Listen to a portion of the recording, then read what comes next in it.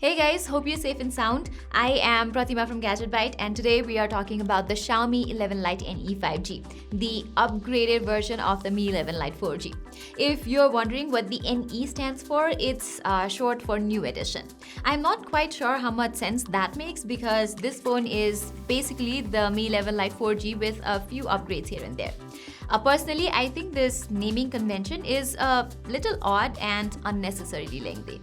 In terms of pricing, this phone starts at 27,000 Indian rupees, which puts it in the same league as the Realme GT Master Edition, the Galaxy M52, and Xiaomi's own Mi 11X. So the NE has quite a competition going for it. Here, one of our team members has been testing it for the better part of 3 weeks now, alongside the Galaxy M52. So we will see a lot of comparison between them in this video.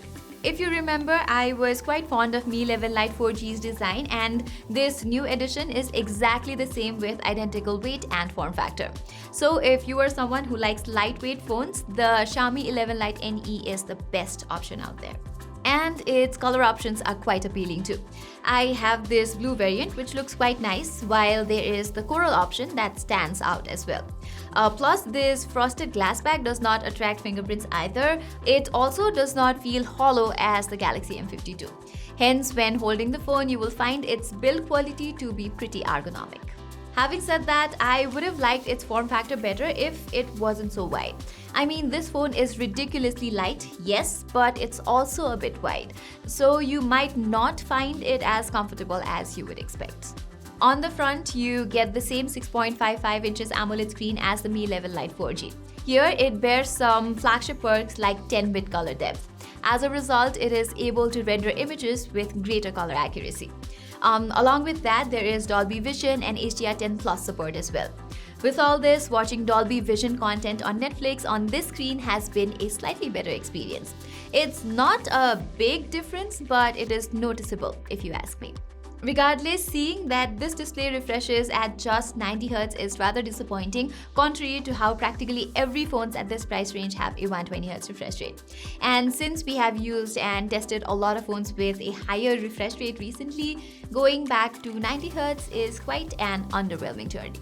Here, scrolling and swiping through the UI is not a smooth sailing experience as 120Hz. Plus, with a 240Hz touch sampling rate, its touch response is not the best either. In comparison, the touch experience on the Realme GT Neo 2 that I have been using for a couple of days now is insanely smooth, since its touch response can go as high as 600Hz. Also, even though this phone has an AMOLED screen, Xiaomi has cheaped out a bit by including a side-mounted fingerprint sensor. Granted, it is fast and accurate. At this price range, I think they could have easily included a fast optical in-display fingerprint sensor instead. Moving on, the stereo speakers on this thing is quite good, especially if you compare it against the single speaker setup of the Galaxy M52 and the Realme GT ME. They are quite loud and sound balanced. Here, let me play a song for you.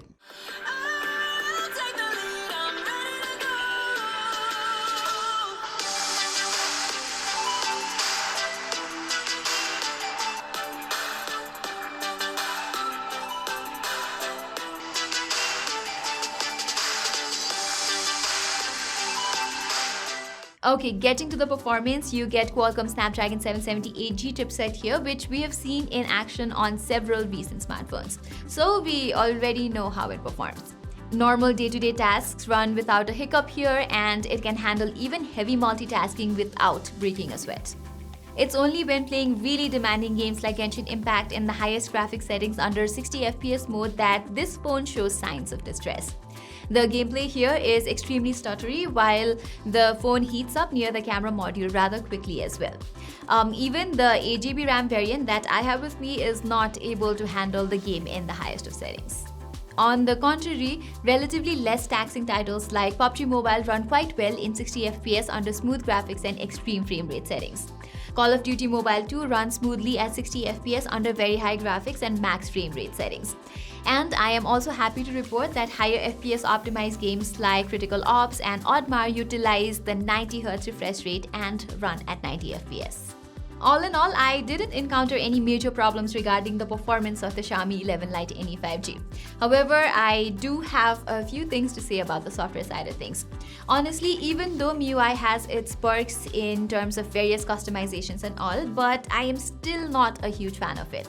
Plus, if you have watched our review of practically every Xiaomi phone, be it a mid-range phone or their flagship lineup, I have always been complaining about the lack of proper implementation of dark mode, and the 11 Lite NE 5G comes bearing the same issue. And over time, you will face issues with MIUI here and there.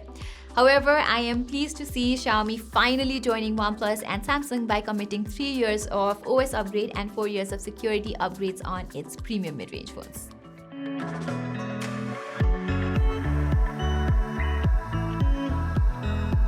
So when it comes to Xiaomi's mid-range phones, the camera is one of the aspects where they don't really hold a strong ground. But I feel like the company is slowly improving its algorithm and color science, which is well reflected on the 11 Lite NE.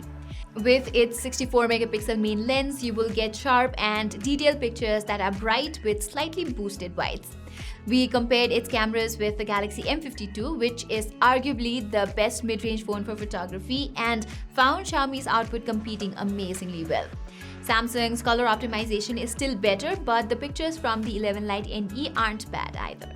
I also noticed slight focus issues when shooting close-up shots on the Galaxy M52, while the Xiaomi 11 Lite NE was able to handle that quite well. On the other hand, as expected, the 12 megapixel ultra-wide-angle images from the M52 are more detailed than the ones from 11 Lite NE's 8 megapixel sensor. Plus, Xiaomi's ultra-wide-angle shots are slightly darker in comparison too. So it's an easy win for Samsung in this department. Portraits, on the other hand, look good from this phone, although they're slightly beautified.